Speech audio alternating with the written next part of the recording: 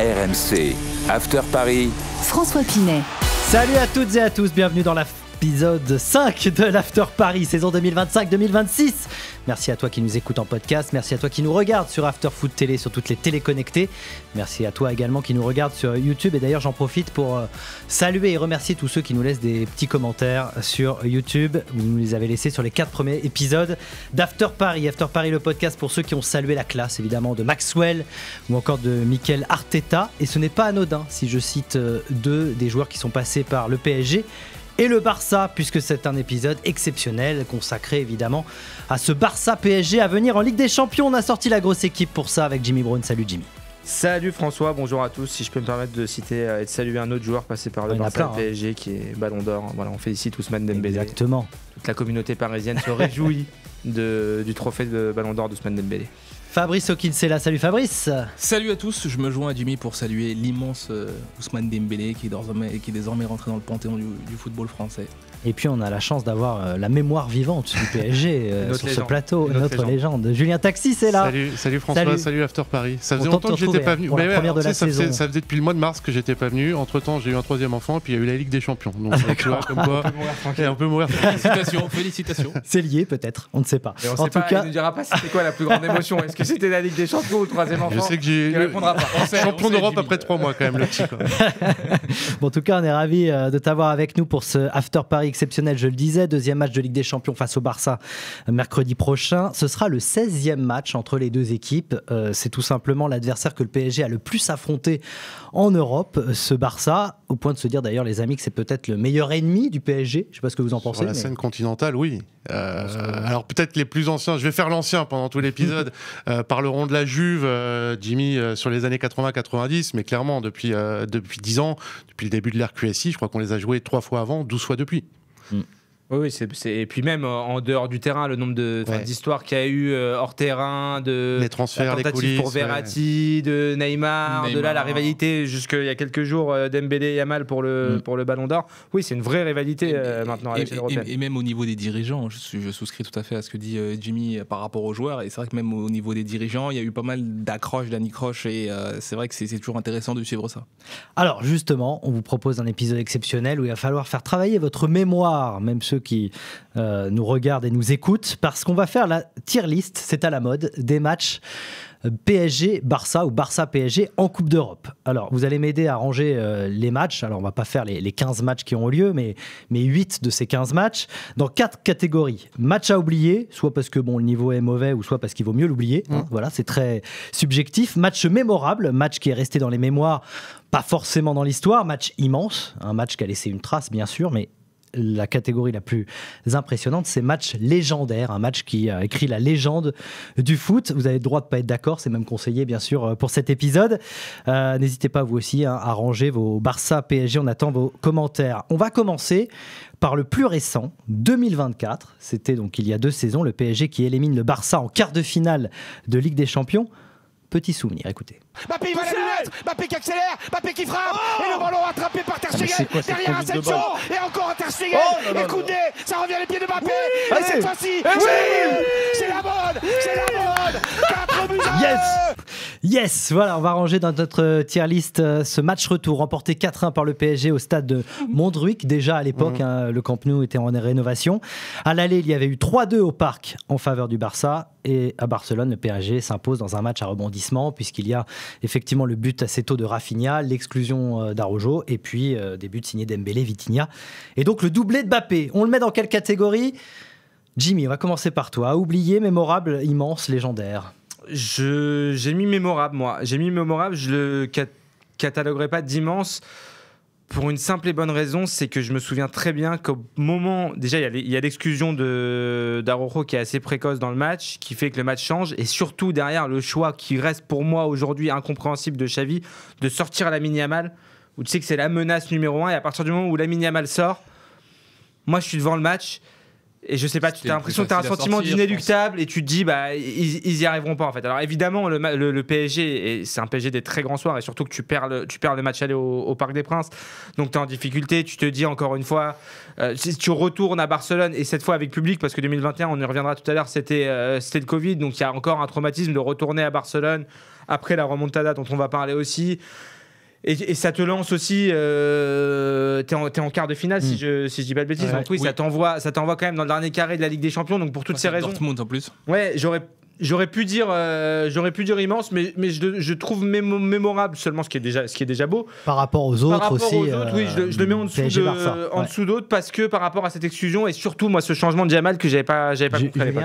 Moi je le trouve assez immense celui-là parce que alors certes il y a déjà eu 2021 avant, mais comme l'a dit Jimmy, période Covid, et puis c'est vrai que le PSG fait quasiment tout au match aller, même si le match retour est très compliqué. Navas sort un match exceptionnel. Celui-là, il y a aussi une petite remontada. Il faut quand même se souvenir qu'après le but de Rafinha au match retour, le PSG a 2 buts de retard. Voilà, pour ceux qui veulent solder les comptes, certains considèrent qu'ils ne seront jamais soldés avec le Barça. Bah là, tu fais une petite remontada, t'es mené de 2 buts, tu t'imposes finalement 4 buts à 1, et puis il porte déjà aussi un petit peu la marque de Luis Enrique. Je me souviens que dans le film que RMC Sport avait produit juste après cette victoire-là, on expliquait tout le plan, notamment autour d'Araujo, de demander aux joueurs d'aller presser Araujo, et c'est ça qui fait basculer le match, le carton rouge, et derrière le match n'est plus le même avec effectivement la sortie de Yamal. Moi, il m'a provoqué des émotions, j'aime bien les scénarios, les matchs à rebondissement, et là il y en a vraiment. Et toi, tu es plutôt du côté immense, mémorable? Moi, j'avais mis immense, mais on est presque entre immense et légendaire. Pour la deuxième partie de l'explication de Julien, je me souviens du discours effectivement très fort de Luis Enrique. Il les a vraiment mentalisés, préparés, que ce soit Kylian Mbappé, à qui il avait dit plus ou moins comment ça allait se passer. Je trouve que l'entre-deux matchs avait été parfaitement géré par Luis Enrique. Exactement, mais ça c'est le cas depuis qu'il est arrivé. On peut d'ailleurs le retrouver dans... Excellent livre. Excellent. C'est un gimmick de l'enfer au paradis. C'est un excellent livre que vous pouvez vous procurer chez tous les bons libraires. Quand Jimmy m'a regardé, je sentais qu'il voulait que je le dise. De l'enfer au paradis, mais c'est un très bon livre. Non, je pense que les gens qui nous écoutent le savent. Plus sérieusement, dans la préparation du match, je l'avais vraiment trouvé très bon, et justement avant le match, après le match, dans son discours auprès de ses défenseurs, auprès notamment de ses attaquants aussi, en leur disant de bien presser Araujo comme tu l'as dit, et aussi pour le scénario, voilà, ils étaient en difficulté, ils réussissent à marquer 3 buts de plus, c'était pas gagné, même s'ils sont en supériorité numérique. Je trouve que pour toutes ces raisons, ça reste quand même un match mémorable. Et c'est qui m'a presque convaincu, parce que j'avais oublié effectivement la séquence d'entre-deux de Luis Enrique que tu revois dans le documentaire derrière, notamment la fameuse causerie avec Kylian où il lui dit voilà, Michael Jordan, pour gagner il faut défendre, tout ça. Catastrophique. Tu comprends beaucoup de choses de Luis Enrique à travers cet entre-deux matchs qui est, ça rend quand même si tu remets en perspective, c'est quand même pas mal. Alors voilà, on voulait commencer par ce dernier rendez-vous contre le Barça. On va revenir vraiment en arrière avec du plus récent au plus ancien. Le premier PSG Barça de l'histoire, c'était en 95. Quel âge tu avais, Fabrice? Non, arrête, j'étais né, abusez pas. Je gérais déjà la télécommande à la maison. Il était déjà avec son téléphone. Voilà.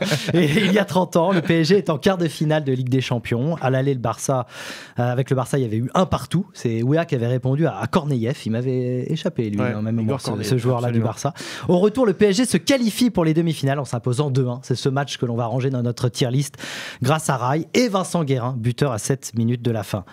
On le renjoue, donc ce PSG Barça 95. Tout simplement légendaire. Je pense qu'il n'y a pas de débat autour de ça. C'est le Barça de Johan Cruyff. C'était l'époque où le Paris Saint-Germain progressait quasiment tous les ans, faisait des premières demi-finales, en l'occurrence de Ligue des Champions à l'époque. Une équipe extraordinaire. Et puis il y a le but de Vincent Guérin. Moi j'étais au Parc des Princes, donc j'en garde un souvenir extraordinaire. C'est top 5 des matchs que j'ai vus au Parc des Princes. Il y a le commentaire, pour ceux qui s'en souviennent et qui l'ont vu à la télé, de Jean-Michel Larquet, Captain Larquet. Il est né derrière le parc, il est né derrière la tribune, exceptionnel. Et puis voilà, c'était aussi, pas encore l'aboutissement, mais on était en pleine période dorée Canal, et à cette époque-là, Georges Weah et Ballon d'Or quelques mois plus tard. On avait une équipe exceptionnelle. Le Barça, c'était peut-être pas le meilleur Barça de l'histoire, mais c'était quand même le Barça de Johan Cruyff. C'était le Barça de Johan Cruyff, c'était le Barça qui sort d'une finale de Ligue des Champions l'année d'avant. Moi j'ai eu la chance de rencontrer, de parler de ce match-là, on avait fait un papier pour la revue de l'After avec Luis Fernandez, qui me racontait à quel point Johan Cruyff c'était son idole, et à quel point il était obsédé par cette double confrontation et qu'il voulait pas décevoir son maître en fait. Et quand tu vois, on parle aujourd'hui beaucoup des innovations tactiques de Luis Enrique, etc. Mais il faut remettre quand même en perspective. Là, on a pour ceux qui nous regardent sur YouTube, on a l'image de la composition d'équipe. Tu as un milieu de terrain avec Vincent Guérin et Le Guen Colletter en défense, Guérin, Valdo. Bravo. Tu joues milieu de terrain, des Guérin, Valdo, Bravo, Rai, Ginola, Wea. Je pense que c'est la plus belle équipe de cette époque-là. C'est monstrueux. Ginola s'en va, tu es champion d'Europe en 97 sans ces joueurs-là, à part Rai, enfin devant, c'est la quintessence du PSG Canal+. T'as 3 meneurs de jeu, enfin je veux dire c'est une équipe extraordinaire et le but de Guérin il est magnifique. Enfin je veux dire si la frappe est très très lente, mais tellement bien placée, c'est incroyable. En plus, il s'était blessé à l'épaule dans l'histoire dans le match avant. On ne sait pas s'il va pouvoir reprendre. Et puis de mémoire, le PSG fait 3 ou 4 fois sur les montants avant d'égaliser. C'est un match incroyable. Et puis tu as le scénario de fou aussi où tu es mené, tu es éliminé. Et puis et moi, Louis m'avait dit à aucun moment on panique en fait. Parce qu'on sait, on était rodés, on savait qu'il fallait jouer au sol, fallait dédoubler, etc. Et que ça allait finir par passer. Et c'est ce qui arrive et c'est ce qui te propulse, moi je trouve. Et Julien le disait, tu avais eu le PSG Real en Coupe de l'UEFA avant, mais.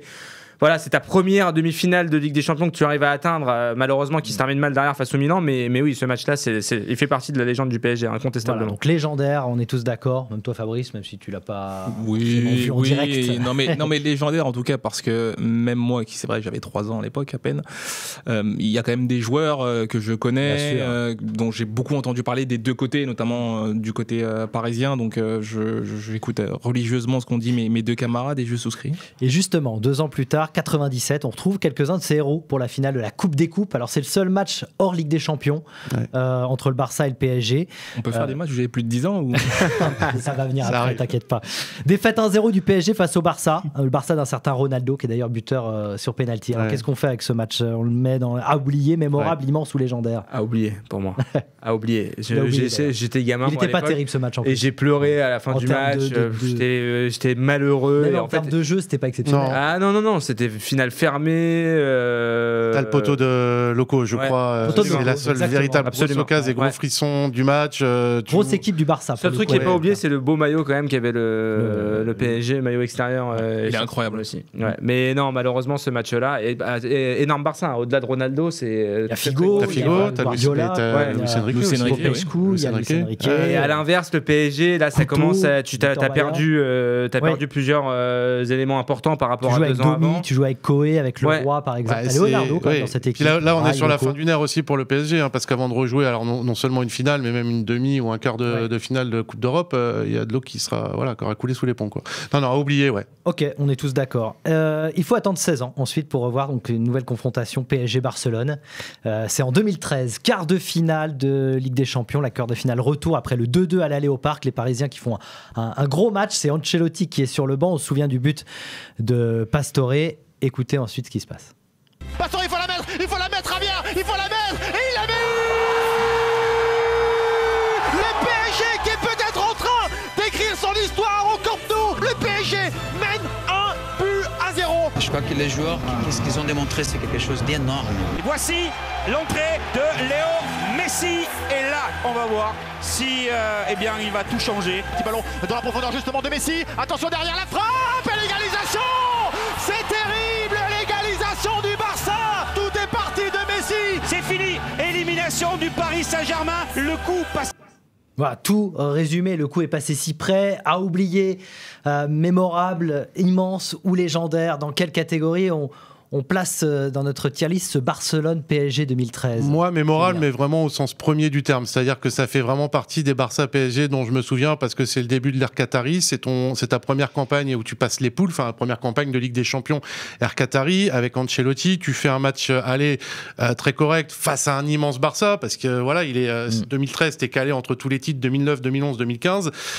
Et puis il y a ce match retour au Camp Nou où voilà, Javier Pastore laisse penser que le PSG, pour sa première, son retour en Ligue des Champions, va aller encore plus loin. Et puis je vais laisser Jimmy le raconter parce que c'est vrai que derrière il y a l'entrée de Léo Messi. T'étais au Camp Nou, au Camp Nou et c'est lui qui change tout. J'étais au stade et j'ai vécu quelque chose que j'ai plus jamais revécu dans un stade. C'est-à-dire qu'au moment où Messi va s'échauffer ce soir-là, c'est même pas au moment où il rentre sur le terrain, c'est au moment où il se lève pour s'échauffer. Tu as l'impression, et le Camp Nou, on l'a connu là, Covid, etc. Mais le Camp Nou avec 100 000 personnes.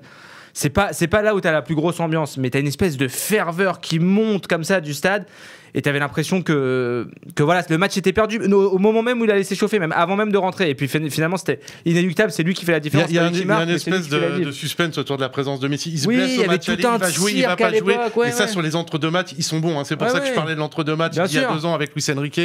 On a appris aussi. Ils étaient rentrés magnétisme quand ils rentrent. C'est vrai, moi j'ai suivi le match évidemment depuis ma télé et c'est vrai qu'il y a un espèce de magnétisme et on sent qu'il va se passer quelque chose. Je sais pas si c'est le sentiment qui prédominait et il arrive. C'est là où il est magique aussi, c'est qu'il arrive à créer ce moment-là, alors même qu'on le sentait venir. Et le Paris Saint-Germain aussi, je me souviens d'une très belle équipe, notamment au milieu de terrain avec Thiago Motta. Ça jouait quand même très très bien et c'était une vraie opposition de style entre deux équipes qui jouaient bien et aucune des deux n'a réussi à gagner finalement. Le but est magnifique, celui de avec Zlatan, c'est magnifique.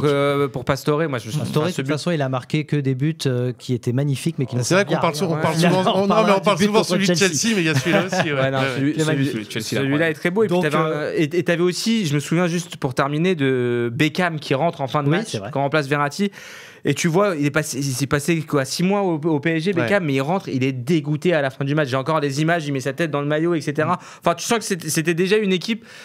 Moi, je pense qu'ils sont passés à côté de quelque chose, cette génération-là, parce qu'ils l'avaient, en fait. Ce milieu de terrain, Verratti, Matuidi qui loupe le match sur suspension, qui marque à l'aller, je crois, en toute fin de match, c'est lui qui égalise de mémoire.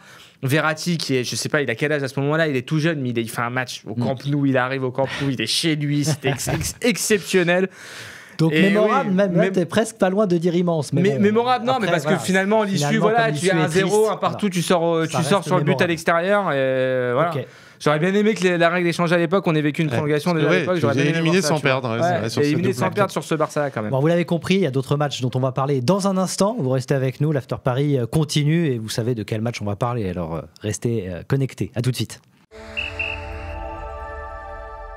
L'After Paris qui continue en podcast, vous le savez aussi à la télé sur After Télé et puis bien sûr sur YouTube. N'hésitez pas à laisser vos commentaires, à vous abonner aussi pour ne pas rater les épisodes. Jimmy Brown, Julien Taxis, Fabrice Hawkins pour jouer au jeu de la tier list PSG-Barça avant le Barça-PSG de mercredi prochain en Ligue des Champions. On en a fait déjà quelques-uns. On va revenir sur 2017. 2017, on va être obligé de parler des 2 matchs, à l'aller et au retour. On va commencer par l'aller, 8e de finale, victoire 4-0 du PSG entraîné par Unai Emery, des buts de Draxler, Cavani, doublé de Di Maria. Beaucoup ont parlé de chef-d'œuvre, le coup de sifflet final. À oublier, mémorable, immense, légendaire. Toi, tu as envie de le mettre où? Il est immense parce que c'est un match, mine de rien, qu'on le veuille ou non, et eu égard à ce qui va se passer par la suite, on en garde quand on est supporter parisien peut-être un goût amer, mais quand on prend un petit peu de recul, c'est quand même un match qui était énormissime. Il y a des joueurs qui se sont révélés. Alors vous me direz peut-être que le Barça individuellement ils n'ont pas fait une performance exceptionnelle et beaucoup étaient en dessous ce soir-là, mais je pense notamment au match de Presnel Kimpembe. Moi c'est lui souvent qui me vient en tête quand je pense à ce match-là. Il a anesthésié totalement Lionel Messi sur 90 minutes, c'était incroyable. Blaise Matuidi, ils ont fait franchement tous individuellement ils étaient au niveau, ils ont permis ce soir-là au Paris Saint-Germain de briller et surtout ils ont donné beaucoup d'espoir et c'est de là où va venir la déception parce que à la fin de ce match au coup de sifflet final on se dit mais il n'y a aucun monde où ils vont sortir. Statistiquement, ça n'avait jamais été fait. Moi, là, c'est. Si on reste sur ce match, mais bon, c'est difficile évidemment de voir ce match sans penser. Je devrais pas, mais là, c'est le cœur du supporter qui va parler. J'étais au parc, j'ai vécu effectivement de manière pragmatique l'une des plus belles soirées. Et d'un point de vue footballistique, effectivement, le grand Barça, le PSG lui roule dessus. Il faut quand même se rappeler qu'il y avait plus Ibra que devant c'est Cavani, Draxler et Di Maria. Oui, c'est cette période où il y a un petit peu charnière, charnière, mais eu égard à ce qu'il se passe derrière, c'est comme si tu offres le plus beau cadeau que ton gamin puisse imaginer, tu lui enlèves 3 semaines plus tard, eu égard aussi à la gestion de l'entre-deux matchs. Moi j'ai du mal à ne pas... En fait c'est de l'omission, en fait c'est... Enfin comment te dire, toi, tu veux l'oublier. Je ne peux pas faire autrement que de l'oublier vu la déception et ce qui se passe derrière qui est complètement vertigineux pour moi. Non, pour moi c'est immense. Pour moi c'est immense parce que c'est top 3 encore aujourd'hui, et il y a eu victoire en Ligue des Champions. Avec la finale contre et moi j'ai eu la chance d'être à Munich. Évidemment, maintenant Munich, ça dépasse tout pour un suiveur du PSG. Que tu n'es pas. Mais écoute, j'ai beaucoup sacrifié pour ce club.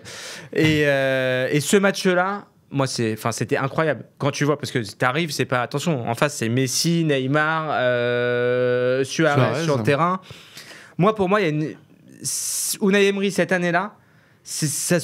t'as une vraie analogie à faire avec ce que fait Luis Enrique aujourd'hui. C'est-à-dire que t'avais pas de star. C'était post-Ibra, c'était avant les craquages Mbappé, Neymar, enfin des craquages, moi je les considère pas comme tels, mais il y a eu avant le traumatisme et tout ce qui a suivi la remontada. Et tu avais une volonté en fait de construire une équipe, un vrai collectif, et cette équipe-là, tu les vois courir, mais comme des damnés. Di Maria, Draxler ce soir-là. Tu parlais de Kimpembe, il fait son meilleur match avec le PSG. Draxler fabuleux. Il est tout jeune, il remplace Thiago Silva qui est blessé. Il a 19 ans, il met Messi dans sa poche. Kimpembe, c'était extraordinaire. Kimpembe, c'était extraordinaire. Moi, j'ai encore la passe de Meunier pour Cavani quand il va mettre 4-4. C'est fini. Je te dis, c'est pas possible en fait. T'es dans une autre dimension. Je suis sorti de là. J'avais rarement été aussi euphorique dans une sortie de parc. Et évidemment, ce qui arrive derrière est d'autant plus douloureux et d'autant plus traumatisant. Alors, en tout cas, c'est bien de te voir encore sourire à l'évocation de ce match. C'est ça qui est bien. C'est pour ça qu'on fait aussi cet épisode. Pour moi, c'est le chef-d'œuvre d'Unai Emery. Et on va parler de la remontada. Justement, on y va. Et juste avant, alors je suis désolé, on va se faire un petit peu mal au cœur et aux oreilles. C'était donc le fameux 6-1, match retour au Camp Nou. Neymar, attention, qui fait une feinte de frappe, qui va se mettre sur son pied gauche, qui va centrer pour Sergio Roberto, le but, c'est terrible, le but du Barça, le but du 6-1, le Camp Nou qui explose, le Paris Saint-Germain qui est au sol, c'est un cauchemar. C'est un cauchemar. Comment on a pu envoyer un guignard comme Georges Kéréno commencer ce match? Maintenant, tout c'est clair. Du PSG, tout c'est clair 8 ans après. Comment on a pu envoyer lui? C'est incroyable. On embrasse Georges Kéréno, bien sûr. C'est incroyable. Légendaire. Oui. Tout. Forcément. Oui, parce que les mots ont un sens et il y en a très peu des matchs comme ça. Encore une fois, statistiquement, ça n'avait jamais été fait. Victoire 4-0, élimination derrière, ça n'a jamais été refait depuis. Et puis, encore une fois, qu'on soit supporter ou non du Paris Saint-Germain, il y a un côté vertigineux. Quand tu regardes ce match-là, ce qui se passe entre le quatrième but, du Barça et le 6e, il y a une sensation véritablement de vertige. Moi, que j'ai ressenti, la comparaison est peut-être pas bonne, mais la même sensation devant le Allemagne-Brésil 2014, demi-finale de Coupe du Monde, où il y a quelque chose qui se passe de vertigineux, de malaisant, que tu sois supporter ou non, il se passe quelque chose d'irréel, une faille spatio-temporelle.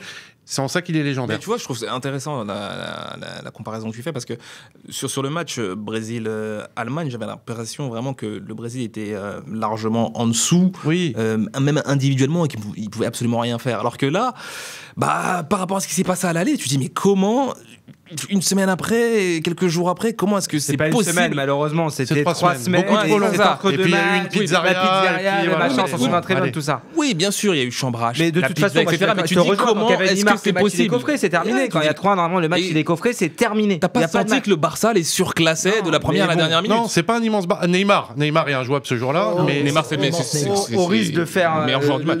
Enfin, je veux dire, il y a eu quand même beaucoup d'encre qui a écoulé après ce match, sur notamment, enfin, il y a eu des faits de jeu quand même sur ce match particulier. Et je me rappelle, c'est pour ça que je voulais en parler juste avant, d'Unai Emery que Daniel avait rencontré dans Transversal et qui dit, et ces paroles-là ont résonné l'année dernière quand Paris a gagné avec des champions, il dit à un moment donné, ces détails-là seront en faveur du PSG, ces coups de sifflet-là, ces rebonds favorables, voilà, il y a eu sur ce match quand même une multitude d'éléments défavorables au PSG qui ont amené à ça, et légendaire, juste pour finir, par toutes les conséquences qui vont arriver derrière en fait. Ouais. C'est un match bascule dans l'histoire de QSI au PSG. Et pour le Barça aussi. Et pour le Barça aussi, c'est le début des problèmes du Barça. Ouais. Et pour le PSG, si tu n'as pas ce match-là, moi je suis pas sûr que quelques mois plus tard, tu vois Neymar et Mbappé arriver au PSG. Mais c'est quasiment sûr. Neymar n'a pas apprécié de ne pas prendre la lumière après ce match-là, puisque le lendemain, en une de la presse espagnole, de Deportivo, c'est Messi. C'est pas lui. Et à l'inverse, Nasser ça a changé l'histoire du foot. Oui, ça a changé l'histoire du foot et du PSG. Les matchs qui ont suivi, il y a une forme de fébrilité aussi qui était à chaque fois collée à la peau du Paris Saint-Germain en pensant à cette remontada. Alors il y avait eu 2015, on aurait pu en parler, mais on va finir quand même sur une bonne note. 2015, c'était en quart de finale, il y avait eu cette défaite 3-1 au Parc des Princes. À oublier. On l'oublie, face au Barça MSN. Oui, mais avec une demi-équipe du PSG, une demi-équipe de titulaires. Qui marque d'ailleurs chacun un but. Ouais, mais c'était le syndrome cette année-là des blessés, de jamais avoir tout son effectif au bon moment. Ça a été trop fort. Et je voulais donc terminer par une victoire parisienne. 4-1 en 2021. Alors certes, c'est dans un Camp Nou vide, époque Covid, 8e de finale aller de Ligue des Champions, et un homme brille plus que les autres. Écoutez. Ils sont à 3 contre 2. Draxler qui accélère avec Icardi sur sa droite, il va la donner sur Mbappé. Et le 3 Et de 3 pour Kylian Mbappé. Le ballon intérieur, pied droit enroulé. 4-1 pour le Paris Saint-Germain. Voilà, auteur d'un triplé, Kylian Mbappé, forcément, cette équipe de Pochettino qui met donc un 4-1 au Barça. à oublier, mémorable, immense, légendaire. Dans quelle catégorie vous le rangez pour finir? Moi, je vais faire court, mais je l'avais mis dans immense et finalement mémorable. Seulement parce que Camp Nou vide, parce que effectivement, prestation XXL de Kylian à l'aller. Le match retour, encore une fois, est très très compliqué, mais voilà, ça manque de rebondissement de scénario. C'est une immense performance. C'est un peu plat, Kylian Mbappé, c'est un peu plat. Puis c'est pas le grand Barça, c'est un Barça qui est vraiment au déclin. Barça, ouais, où t'as quand même Griezmann, t'as Griezmann, Messi devant. Voilà. Oui, d'accord, mais bon, c'est un Barça qui. Oui, c'est pas le grand Barça. Coman sur le banc. Mais moi, je mets immense parce que immense performance de Kylian Mbappé ce soir-là et parce que ça lance quand même une aventure européenne. C'est 8e de finale aller. Derrière, tu vas faire le Bayern en quart. C'est le début d'une très belle aventure. Moi, c'est Pochettino, il restera pas dans l'histoire du PSG en tant qu'entraîneur, mais sur cette saison de Ligue des Champions, il a quand même. Une campagne qui repose beaucoup pour moi sur Kylian et sur Navas, parce que ce soit Barça et Bayern, c'est vrai. les deux sont. Oui, il rajoute Neymar sur le Bayern qui avait été énorme là-bas sous la neige, mais oui, ce match-là quand même. Et puis. C'est le premier, c'est le match d'après contre le Barça en fait. C'est la première fois que tu les retrouves sur un match à élimination directe. Et rien que pour ça, il y avait quand même un espèce de soulagement pour tous les supporters du PSG au sortir de ce match, je pense. Bon, vous avez été parfait. On verra dans quelle catégorie on place le Barça PSG à venir. On en reparlera dans l'épisode 6 d'After Paris. Immense. Légendaire, ce serait bien, déjà légendaire. Duel entre Lamine Yamal et c'est vrai que Ousmane ne sera pas là, Ousmane Dembélé, Désiré Doué. C'est l'écart ou la demi-finale qui sera immense. On espère. En tout cas, on en reparlera la semaine prochaine. After Paris exceptionnel pour revenir évidemment sur ce Barça PSG avec vous, messieurs. Merci Jimmy, merci Julien, merci Fabrice. À très bientôt dans After Paris. N'hésitez pas à vous abonner, à laisser un commentaire aussi. Et une note, c'est très précieux pour nous. Merci beaucoup de nous avoir écoutés ou regardés. À très bientôt. Ciao. RMC After Paris.